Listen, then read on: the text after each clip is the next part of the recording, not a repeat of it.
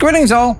Since the last Talks video was on a US gun, it's only fair to hop over to the other side and look into the development and installation of another famous gun, the German 8.8 into the Tiger. For such a famous weapon and mount, there's a surprising amount of misconception there too.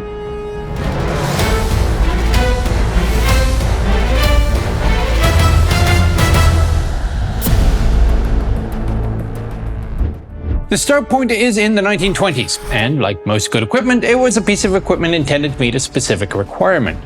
That requirement was anti-air defense against medium and high-level bombers, defined as between 500 meters to 6 kilometers of altitude and with an 8-kilometer slant range.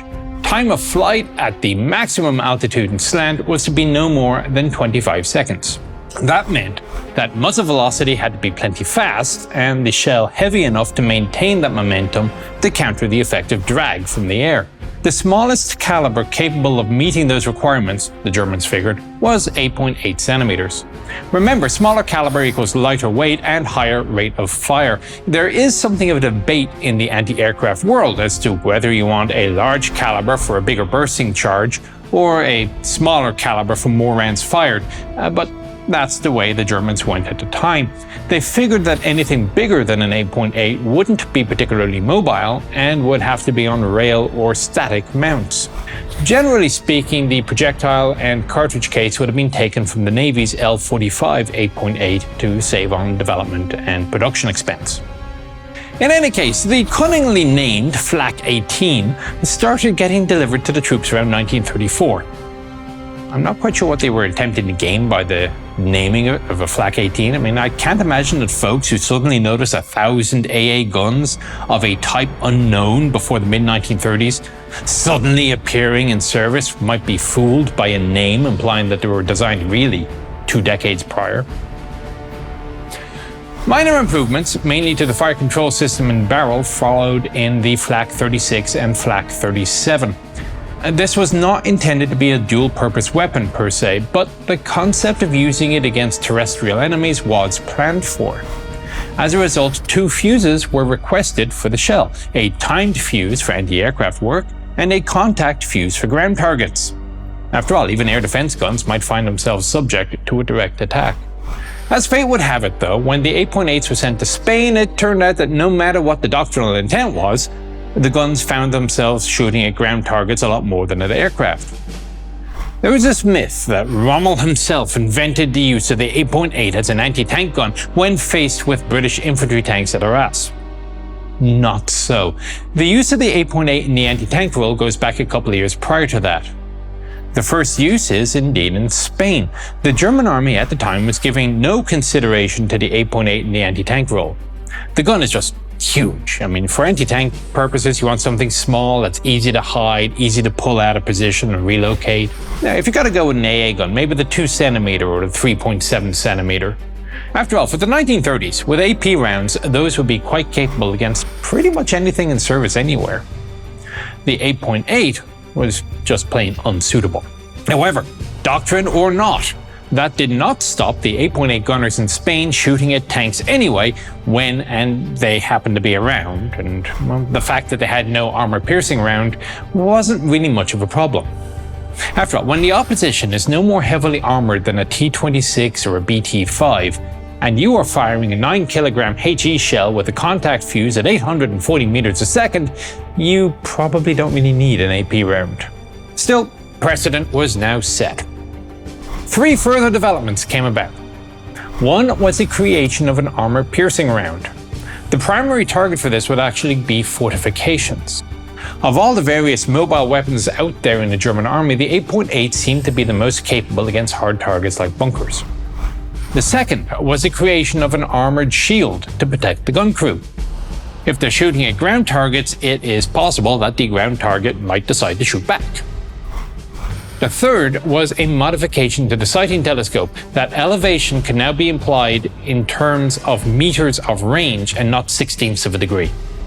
After all, if the primary purpose of the gun now was to be shooting at ground targets, the use of the more complicated anti-aircraft aiming system, which required a conversion table, was probably not ideal.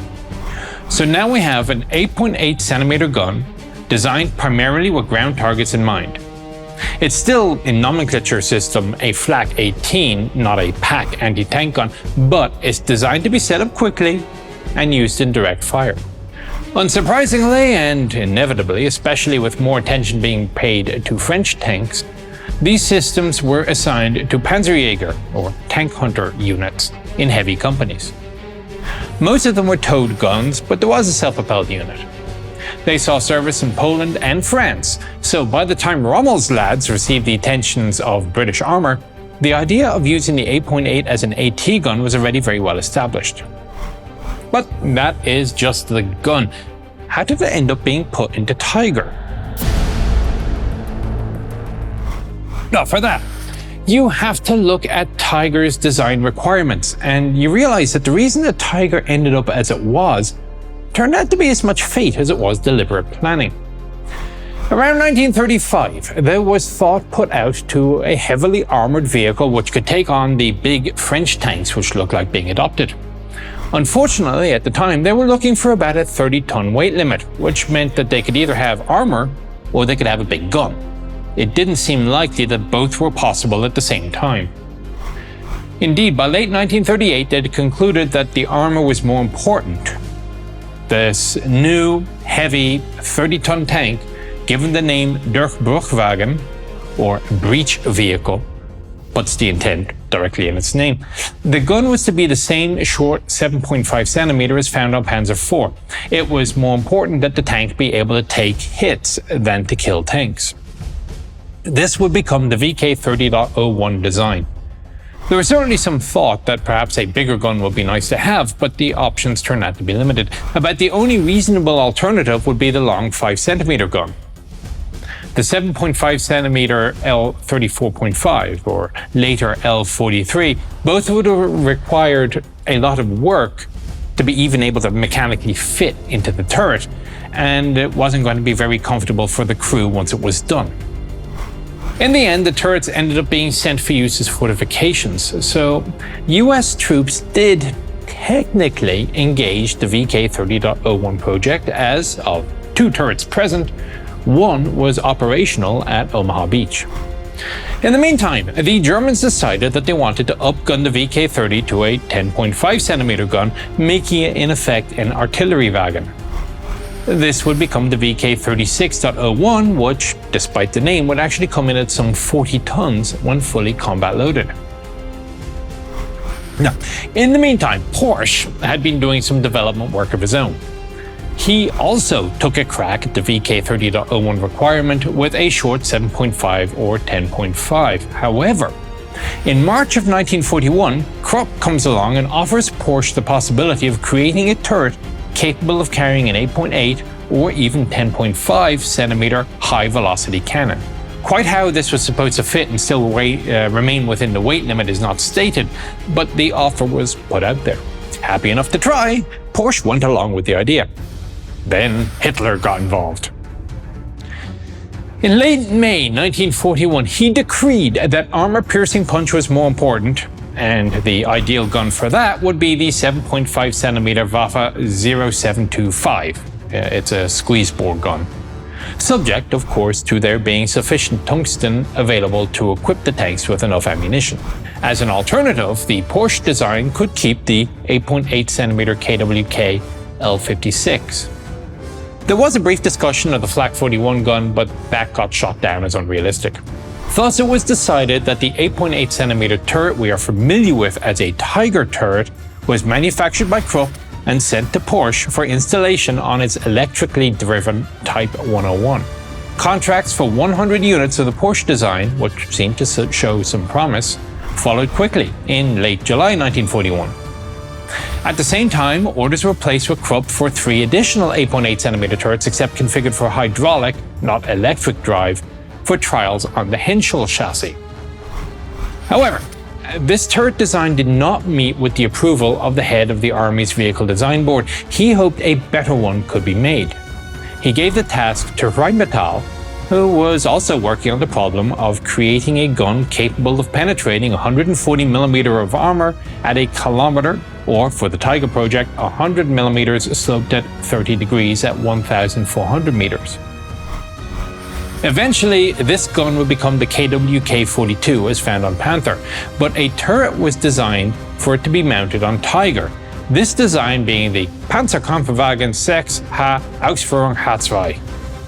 The advantage of the smaller caliber was that the turret overall was lighter, better balanced, and more ammunition could be carried. By early March 1942, this had become the official standard of the Tiger I. The first 100 vehicles already contracted for would come with those 8.8cm turrets from Krupp, kicked over from the failed Porsche design after conversion to hydraulic drive. Everything after that, i.e. tank number 101 onwards, would have the long 7.5cm cannon and turret, starting production around February of 1943. This plan lasted until about mid-July 42 before it changed again. Two things happened. Firstly, the 8.8 L71 looked like it was going to come online as a tank gun by the end of the year, and it was intended to place that into Tiger. Secondly, the 8.8cm AP round fired from the L56 was modified in order to increase its penetration capability by increasing the amount of metal and decreasing the size of the bursting charge. This then meant two more things. Firstly, that the L56 8.8 could meet the current required armor-piercing performance capabilities. And secondly, it was all a little bit daft to build 100 short 8.8 turrets, which met minimum standards, convert for a few months to 7.5cm turrets with slightly better overall capability, and then convert again a few months after that to building 8.8/71 tanks. As a result, the Tiger H Ausf H2 idea was abandoned, and all Tigers were built with the 8.8cm gun. When it came to the long 8.8, Porsche, again, were ahead of the game. In February of 1942, they put in another request with Krupp for another 100 turrets, this with the 8.871. The idea was that after the first 100 Porsche Tigers had been successfully built and sent off into glorious combat for the Fatherland, the next 100 would have this longer gun. Krupp set about designing this turret for Porsche. It has ever since then been known as the Porsche turret. Initially, the hull was going to be similar to Tiger I, but changing requirements, to include a realization that guns had improved a little bit in the last 2 years, meant that an entirely new hull design was going to be needed as well.